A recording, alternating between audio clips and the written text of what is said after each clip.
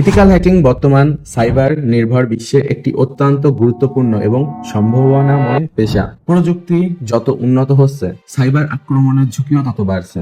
আর তাই প্রতিটি প্রতিষ্ঠানকেই তাদের ডাটা ও সিস্টেম সুরক্ষিত রাখতে ইথিক্যাল হ্যাকারদের উপর নির্ভর করতে হচ্ছে। একজন ইথিক্যাল হ্যাকার বা হোয়াইট হ্যাট হ্যাকার হলেন এমন একজন পেশাদার যিনি কোনো সিস্টেমের দুর্বলতা খুঁজে বের করে এবং তা কর্তৃপক্ষকে জানায়, যাতে ক্ষতিকারক হ্যাকাররা, বিশেষ করে ব্ল্যাক হ্যাট হ্যাকাররা, সেই দুর্বলতা যেন কাজে না লাগাতে পারে। তো চলুন এবার জানা যাক ইথিক্যাল হ্যাকিং এ সফল কেরিয়ার তৈরির জন্য যে দক্ষতাগুলো অবশ্যই প্রয়োজনীয়। ইথিক্যাল হ্যাকিং এ সফল হতে হলে কিছু নির্দিষ্ট দক্ষতা অর্জন করা অপরিহার্য।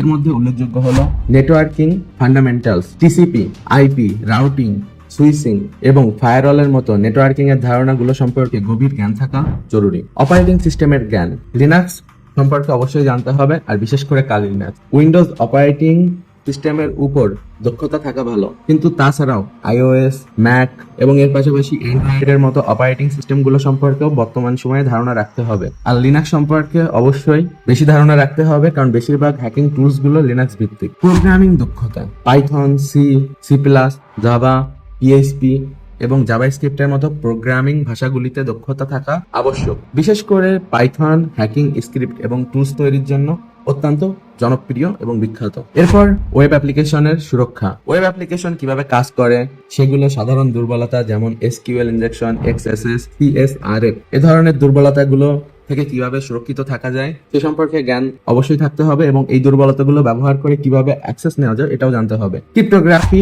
সম্পর্কে অবশ্যই ধারণা রাখতে হবে।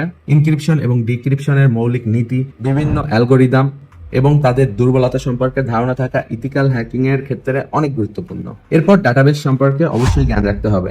ডাটাবেস ম্যানেজমেন্ট সিস্টেম, ডিবিএমএস এবং এসকিউএল এর উপর ধারণা থাকা জরুরি, কারণ অনেক সাইবার আক্রমণে ডাটাবেস লক্ষ্যবস্তু হয়। তাছাড়া অবশ্যই সাইবার আইন ও নীতিমালা সম্পর্কে জানতে হবে।